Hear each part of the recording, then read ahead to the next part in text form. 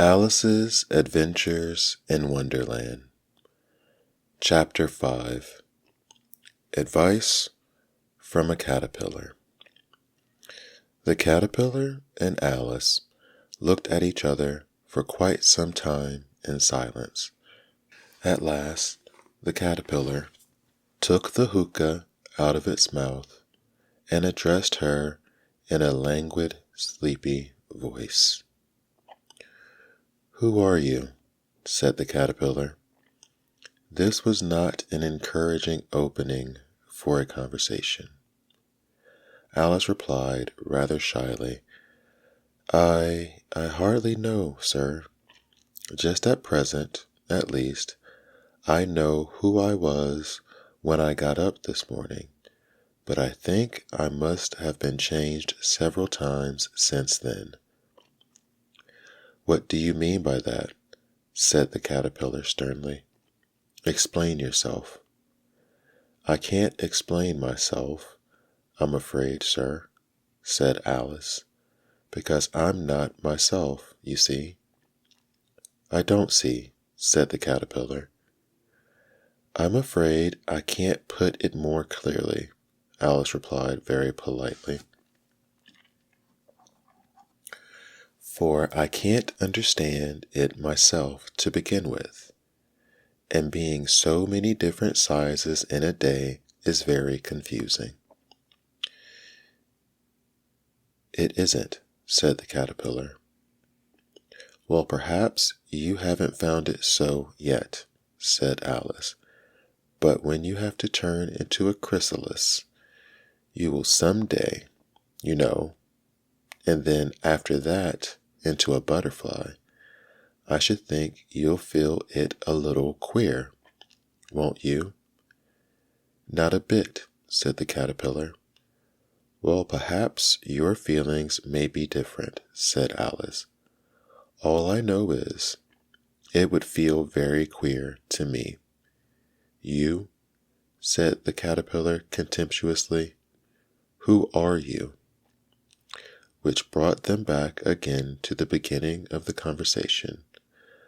Alice felt a little irritated at the caterpillar's making such very short remarks, and she drew herself up and said very gravely, "I think you ought to tell me who you are first." "Why?" said the caterpillar. Here was another puzzling question, and as Alice could not think of any good reason, and as the caterpillar seemed to be in a very unpleasant state of mind, she turned away. "Come back," the caterpillar called after her. "I've something important to say." This sounded promising, certainly. Alice turned and came back. "Keep your temper," said the caterpillar. "Is that all?" said Alice, swallowing down her anger as well as she could. "No," said the caterpillar. Alice thought she might as well wait, as she had nothing else to do, and perhaps after all it might tell her something worth hearing. For some minutes it puffed away without speaking, but at last it unfolded its arms, took the hookah out of its mouth again, and said, "So you think you're changed, do you?" "I'm afraid I am, sir," said Alice. "I can't remember things as I used, and I don't keep the same size for 10 minutes together." "Can't remember what things?" said the caterpillar. "Well, I've tried to say, how doth little busy bee, but it all came different," Alice replied in a very melancholy voice. "Repeat, you are old, Father William," said the caterpillar.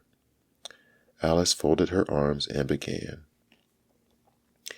"You are old, Father William," the young man said, "and your hair has become very white, and yet you insistently stand on your head. Do you think at your age it is right?" "In my youth," Father William replied to his son, I feared it might injure the brain, but now that I'm perfectly sure I have none, why, I do it again and again. You are old, said the youth, as I mentioned before, and have grown most uncommonly fat. Yet you turned a back somersault in at the door. Pray what is the reason for that? In my youth, said the sage as he shook his grey locks, I kept all my limbs very supple. By the use of this ointment, 1 shilling the box, allow me to sell you a couple. You are old, said the youth, and your jaws are too weak for anything tougher than suet. Yet you finished the goose with the bones and the beak. Pray how did you manage to do it? In my youth, said his father, I took to the law, and argued each case with my wife, and the muscular strength which it gave to my jaw has lasted the rest of my life. You are old, said the youth. One would hardly suppose that your eye was as steady as ever. Yet you balance an eel on the end of your nose. What made you so awfully clever? I have answered 3 questions, and that is enough, said his father. Don't give yourself airs. Do you think I can listen all day to such stuff? Be off, or I'll kick you down the stairs. That is not said right, said the caterpillar. Not quite right, I'm afraid, said Alice timidly. Some of the words have got altered. It is wrong from beginning to end, said the caterpillar decidedly, and there was silence for some minutes. The caterpillar was the first to speak. What size do you want to be? It asked. Oh, I'm not particular as to size, Alice hastily replied. Only one doesn't like changing so often, you know. I don't know, said the caterpillar. Alice said nothing. She had never been so much contradicted in all her life before, and she felt that she was losing her temper. Are you content now? Said the caterpillar. Well, I should like to be a little larger, sir, if you wouldn't mind, said Alice. 3 inches is such a wretched height to be. It is a very good height indeed, said the caterpillar angrily, rearing itself upright as it spoke. It was exactly 3 inches high. But I'm not used to it, pleaded poor Alice, in a pitiful tone. And she thought to herself, I wish the creatures wouldn't be so easily offended.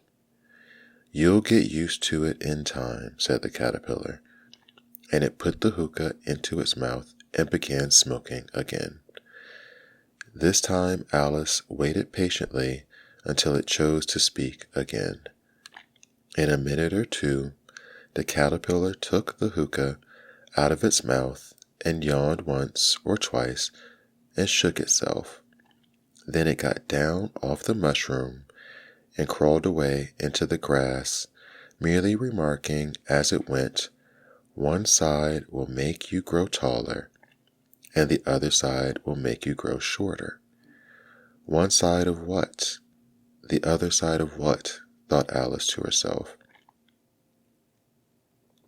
Of the mushroom, said the caterpillar. It's just as if she had asked it aloud, and in another moment it was out of sight. Alice remained looking thoughtfully at the mushroom for a minute, trying to make out which were the 2 sides of it. And as it was perfectly round, she found this a very difficult question. And as it was perfectly round, she found this a very difficult question. However, at last, she stretched her arms around it as far as they would go, and broke off a bit of the edge with each hand. And now, which is it? She said to herself. and nibbled a little of the right-hand bit to try the effect. The next moment she felt a violent blow underneath her chin. It had struck her foot. She was a good deal frightened by this very sudden change, but she felt that there was no time to be lost, as she was shrinking rapidly. So she set to work at once to eat some of the other bit. Her chin was pressed so closely against her foot that there was hardly room to open her mouth, but she did at last, and managed to swallow a morsel of the left-hand bit. "Come, my head's free at last," said Alice in a tone of delight, which changed into alarm in another moment, when she found that her shoulders were nowhere to be found. All she could see when she looked down was an immense length of neck, which seemed to rise like a stalk out of a sea of green leaves that lay far below her. "What can all that green stuff be?" said Alice. "And where have my shoulders got to? And oh, my poor hands, how is it I can't see you?" She was moving them about as she spoke, but no result seemed to follow, except a little shaking among the distant green leaves. As there seemed to be no chance of getting her hands up to her head, she tried to get her head down to them, and was delighted to find that her neck would bend about easily in any direction, like a serpent. She had just succeeded in curving it down into a graceful zigzag, and was going to dive in among the leaves, which she found to be nothing but the tops of the trees under which she had been wandering, when a sharp hiss made her draw back in a hurry. A large pigeon had flown into her face, and was beating her violently with its wings. "Serpent!" screamed the pigeon. "I'm not a serpent," said Alice indignantly. "Let me alone." "Serpent, I say again," repeated the pigeon, but in a more subdued tone, and added with a kind of sob, "I've tried every way, and nothing seems to suit them." "I haven't the least idea what you're talking about," said Alice. "I've tried the roots of trees, I've tried banks, and I've tried hedges," without attending to her. "But those serpents, there's no pleasing them." Alice was more and more puzzled, but she thought there was no use in saying anything more till the pigeon had finished. "As if it wasn't trouble enough hatching the eggs," said the pigeon, "but I must be on the lookout for serpents night and day. Why, I haven't had a wink of sleep these 3 weeks." "I'm very sorry you've been annoyed," said Alice, who was beginning to see its meaning. "And just as I'd taken the highest tree in the wood," continued the pigeon, raising its voice to a shriek, "and just as I was thinking I should be free of them at last, they must needs come wrinkling down from the sky. Ugh, serpent!"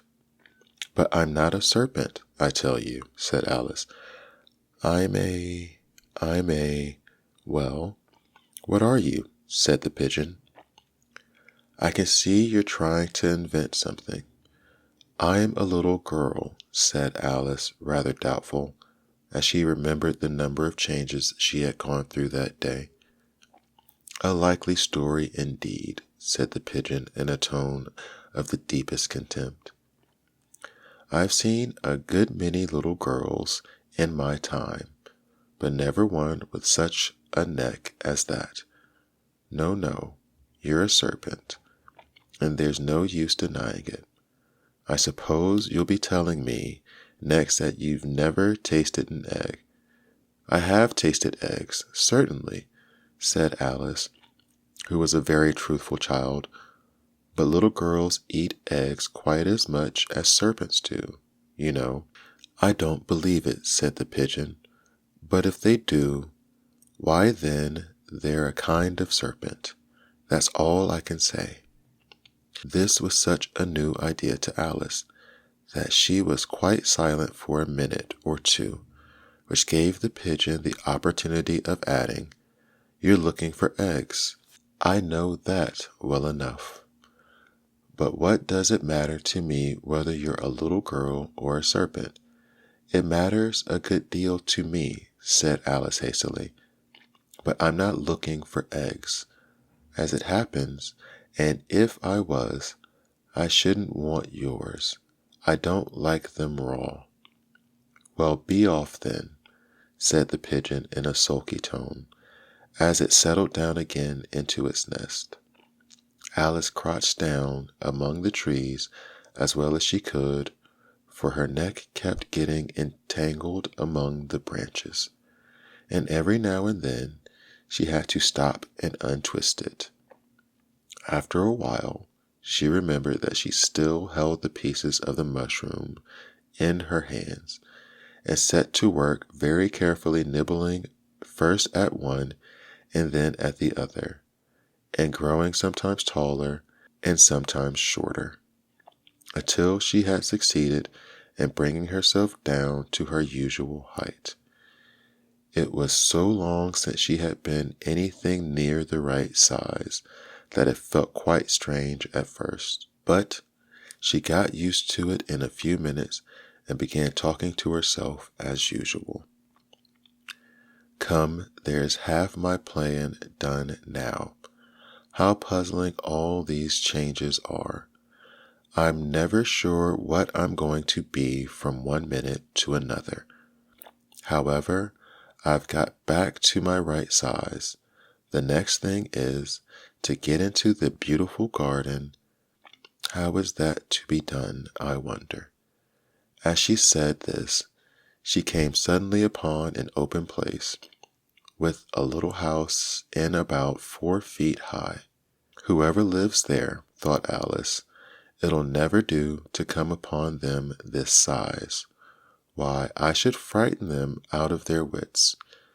So she began nibbling at the right bit again, and did not venture to go near the house till she had brought herself down to 9 inches high. This is the end of chapter 5. Please subscribe, like, rate, and review. Thank you for listening.